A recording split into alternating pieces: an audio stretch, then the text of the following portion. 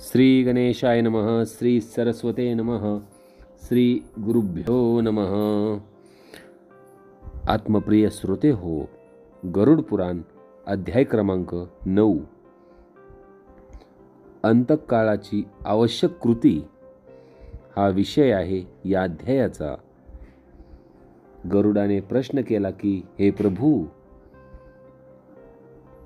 तुम्ही आम्हाला दानाविषयी सविस्तर सांगितले आहे. आता अंतःसमयी काय करावे याविषयी मला सांगा. पहा श्रोते हो, मृत्यू केव्हा यावा हे आपल्या हातात नाही आहे, मात्र मृत्यू कसा यावा हे आपल्या हातात असते. जे आयुष्यभर धीर, गंभीर, संयमी राहिलेत, ज्याने आयुष्यभर साधना केलेली आहे, ज्याने मनावर विजय मिळवला आहे, अशा व्यक्तीला आपला अंतकाळ हा कळत असतो आणि अंतकाळाचे जे जे लक्षणं त्याच्यात दिसतात त्याची जाणीव त्याला होते आणि अशा वेळेस तो न डगमगता मृत्यूला सामोरे जाण्यास तयार असतो आणि अंतकाळाच्या वेळेस जी जी काही कृत्ये करायला पाहिजेत ती सर्व तो व्यवस्थित करतो. भगवान सांगतात, जेव्हा कर्मानुसार जीव सोडतेविषयी मनुष्य देह सोडतेविषयी मनुष्य अस्वस्थ होतो, तेव्हा तुळशीजवळ गायीच्या शेणाने जमीन सारवावी, त्या ठिकाणी मंडल करावे, त्यावर तीळ पसरवून गर्भ अंथरावेत, त्यावर पांढरे कापड पसरवून शाळीग्राम त्यावर ठेवावा. त्याचे महत्त्व असे आहे की पाप, दोष व भय नष्ट करणारा असा हा शाळीग्राम आहे. त्याच्या सानिध्यात मरणारा मूर्तीला निश्चितपणे मुक्तीला जातो. तुळशी रोपाची सावली ही भवताप दूर करते. तिच्या जवळ मरणाऱ्याला दुर्लभ अशी मुक्ती मिळते. ज्याच्या घरासमोर तुळस असते ते घरसुद्धा एका तीर्थक्षेत्राप्रमाणेच असते. तिथे यमाचे दूत प्रवेश करूच शकत नाहीत. त्यामुळे तुळशीच्या जवळ, तुळशीच्या सावलीमध्ये मरण आले पाहिजे. तीळ व दर्भ यांच्या आसनावर निजून मुखात तुळशी पान धरून जो मरतो तो निपुत्रिक असला तरीसुद्धा विष्णुलोकी प्राप्त होतो. भगवान म्हणतात की माझ्या घामापासून तीळ उत्पन्न झाले आहेत म्हणून ते पवित्र आहेत. याजवळ दैत्य, दानव, राक्षस हे तिळांमुळे नाश पावतात. दर्भाची उत्पत्ती ही माझ्या केसांपासून झालेली आहे. म्हणूनच हे गरुडा, त्याच्या स्पर्शाने मानवांना स्वर्गप्राप्ती होते. दर्भाच्या मुळाशी ब्रह्मदेव, मध्यभागी विष्णू आणि टोकावर शिव या 3 देवतेंचा वास असतो. श्रोते हो, भगवान पुढे सांगतात की मरणमुख मनुष्यास गायीच्या शेणाने जमीन सारवून व दर्भ अंथरून त्यावर ठेवावे, अधांतरी ठेवू नये. काही जण कॉटवर ठेवतात किंवा बऱ्याच ठिकाणी मांडी देण्याची प्रथा आहे, मात्र शास्त्रामध्ये असे सांगितले आहे की मांडी देऊ नये. हा केवळ एक भावनिक विषय आहे. मात्र जर मांडीवर आपण आपल्या आईवडिलांचे जर डोके ठेवले तर डोकं आणि जमीन यामध्ये जी पोकळी निर्माण होते त्यामध्ये भूत, प्रेत, पिशाच येऊन तिथे थांबतात. त्यामुळे हे असे मंडल करूनच त्यावर ठेवावे. ब्रह्मा, विष्णू, रुद्रादी सर्व देव व अग्नी या मंडलावर असतात म्हणून एक मंडल करावे. स्वच्छ व बिना डागाची जमीन नेहमीच पवित्र असते, पण ती तशी जर नसेल तर सारवण केल्याने ती शुद्ध होते. न सारवलेल्या जमिनीपासून अधांतरी काटेवर राक्षस, भूते, पिशाच येऊन प्रवेश करतात. त्यामुळे जमिनीवर मंडल करून त्यावरच त्या मेलेल्या व्यक्तीला तिथे ठेवावे. असो तर मनुष्यास सारवलेल्या जागी निजवावे. मग त्याच्या मुखात सोने, रत्न ठेवावे. शाळेगामाचे तीर्थ त्याला पाजावे. शाळीग्रामाच्या पवित्र तीर्थाचा एखादा थेंब जरी पोटात गेला तरी तो माणूस पापमुक्त होऊन वैकुंठ लोकी जातो. त्याचप्रमाणे मरणातुरास गंगा जल पिण्यास द्यावे. त्यामुळे महापातके नष्ट होतात व सर्व तीर्थांच्या स्नानाचे पुण्य त्याला तिथे लाभते, प्राप्त होते. गंगेचे वैशिष्ट्य असे आहे की त्या गंगेच्या पाण्याचा स्पर्श जरी केला किंवा नुसता गंगे गंगे असं जरी म्हटला तरी तो व्यक्ती पावन होतो. ही गंगाची शक्ती आहे. गंगा माता भूलोकावरील जीवांना पवित्र करण्यासाठी, उद्धरून नेण्यासाठीच भगीरथ प्रयत्न करून विष्णू लोकातून तिला या आपल्या पृथ्वीवर आणलेले आहे. म्हणून गंगा नावसुद्धा अतिशय पवित्र आहे. म्हणून पूर्वीच्या काळी मुलींची नावे गंगा, गोदावरी असे ठेवण्याची प्रथा होती.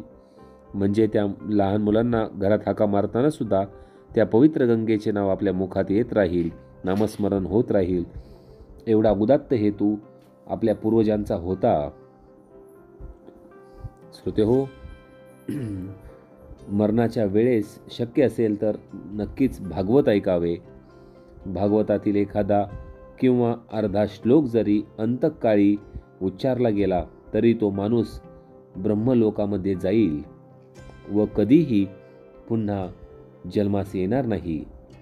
अंतकाळी ब्राह्मण, क्षत्रिय, अगर वैश्य यांनी वेद, उपनिषदे यांचा पाठ केला किंवा भगवान शिवशंकर, विष्णू यांची स्तुती केली तरीसुद्धा ती मोक्षात जाण्यास कारण ठरते. मरणाची वेळ जवळ आल्यावर माणसाने अन्न पाणी वर्ज करावे व आतुर संन्यास घ्यावा.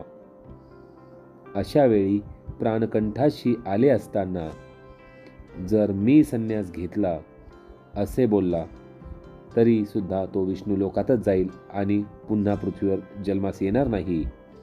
गरुडा अशा प्रकारे धार्मिक माणसाचे अंतकालीन कृत्य विधीनुसार होते. त्याचे प्राण वर्जाद्वाराने बाहेर पडतात. अशा पुण्यवान जीवांचा प्राण तोंडावाटे, डोळ्यावाटे, नाक पुड्यातून किंवा कानातून बाहेर पडतो. श्रोते हो, आपल्याला माहीत आहे की आपल्या या शरीरावर 9 द्वार आहेत, ज्यातून आतला वायू हा बाहेर पडतो.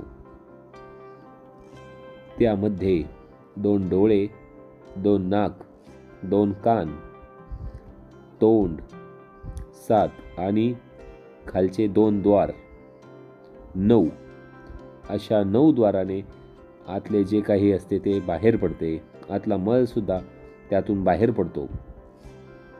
पुण्यवान व्यक्तीचे प्राण हे वरच्या 7 द्वारांनी बाहेर पडतात.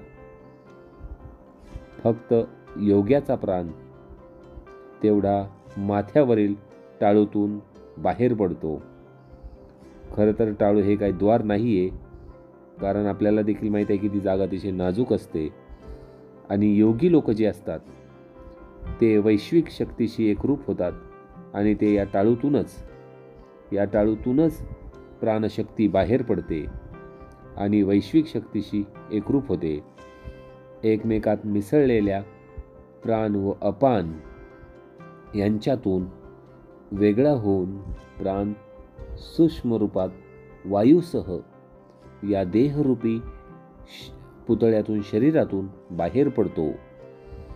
प्राणेश्वर बाहेर पडल्यावर काळाने ताब्यात घेतलेले ते शरीर जसा मुळासकट उपाटलेला वृक्ष कोसळून पडतो तसे हे शरीर कोसळून पडते.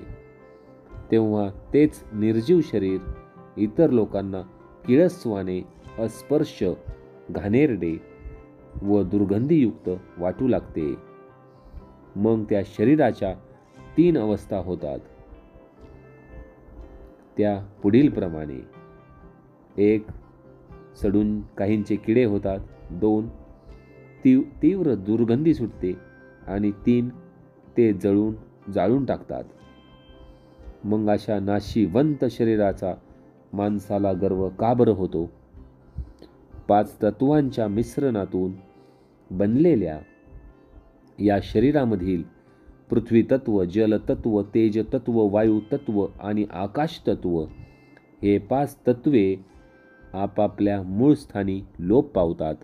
मात्र सर्वव्यापी नित्यमुक्त या जगताचा साक्षी शिवरूप असा हा या देहातील आत्मा हा मात्र अविकारी, अजन्मा व अमर असतो. जीव शरीरातून निघताना सोबत विषयांसहित इंद्रिये, भावना, कर्माचे गाठोडे या सर्व गोष्टी घेऊन बाहेर पडतो.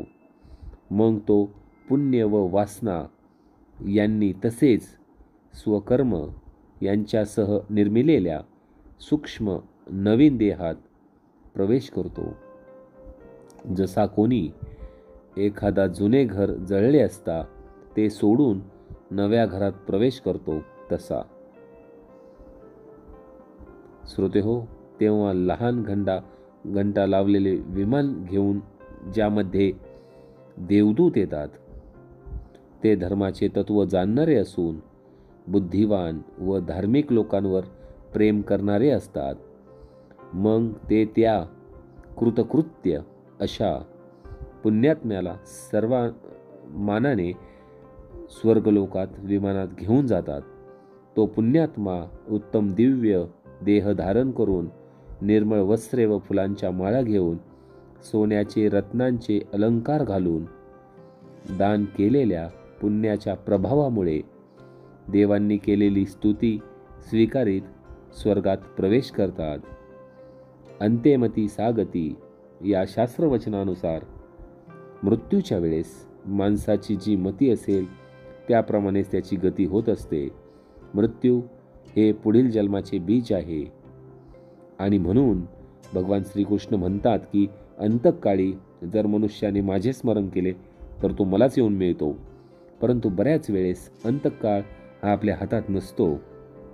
जसे आपण अध्यायामध्ये पाहिले की अंतकाळी मृत्यूच्या वेळेस धीर मनुष्याने आपले अंतकर्म हे स्वतः केले पाहिजे.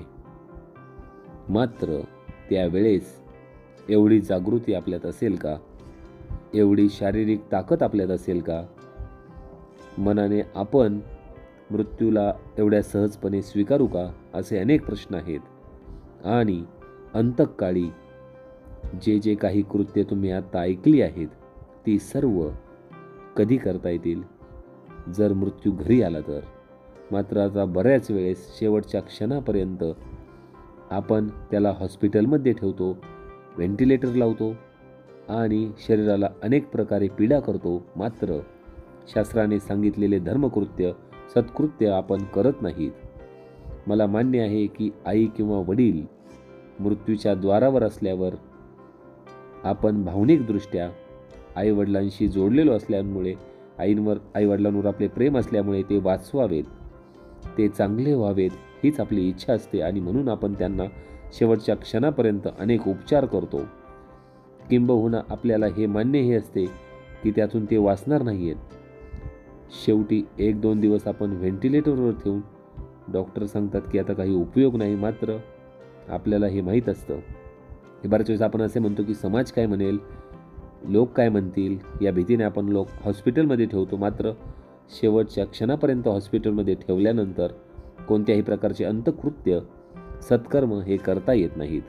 त्यामुळे ज्याला खरोखर असे वाटते की आपल्या आईवडिलांना मृत्यू तर येणारच आहे, मृत्यू तर प्रत्येकाला एक दिवस येणार आहे, तो अटळ आहे आणि म्हणून आपण आपल्या आईवडिलांच्या मृत्यूचे सार्थक करावे असे ज्यांना वाटते, आईवडिलांनंतर त्यांना सद्गती मिळावी असे ज्यांना वाटते, त्यांनी आईवडिलांना मृत्यू हा घरी आला पाहिजे असे प्रयत्न करावेत. आणि म्हणून शेवटच्या क्षणापर्यंत हॉस्पिटलमध्ये न ठेवता आपण धीर गंभीरपणे आईवडिलांचा तो मृत्यू स्वीकारावा, त्यांना घरी आणावं आणि ही अंतकाळची सर्व कृत्ये करावीत. त्यातून आपल्याला तर पुण्य मिळणार आहेच, तसेच आपण मुलगा असल्याचे कर्तव्य केले तर आपल्याला त्याचे पुण्य मिळणार आहे. मात्र त्यातून आईवडिलांना सुखद मृत्यू मिळणार आहे आणि त्यांची सद्गती होणार आहे. ओम गोपाल कृष्ण भगवान की जय. या ठिकाणी गरुड पुराणातील अध्याय 9 समाप्त होत आहे. गोपाल कृष्ण वासुदेव भगवान की जय.